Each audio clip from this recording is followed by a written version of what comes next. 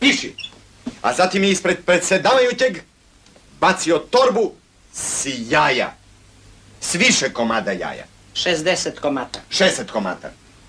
A sad, Pantiću, objasni drugovima kako si uspeo da 10 milijarde deviza pretvoriš u jajca. Objasnit ću kad ti objasniš kako si uspeo da 500 naših milijardi pretvoriš u govna. Ovo je vređenje, drugovi. Do govna svode takvi njemu slični. Naše pare i devize pretvarat će se u jaja i govna. Pa jel pišeš ovo?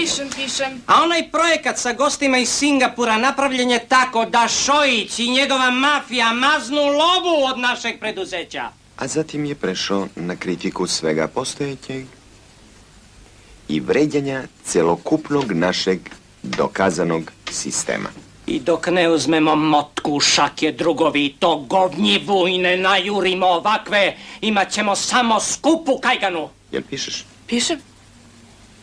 Zatim je počeo s podstrekavanjem, narušenje poretka i pretio zgomnjivu motku. Gomnjivu podvuci. Pantiću, ovo ću da priložim uz tvoju žalbu.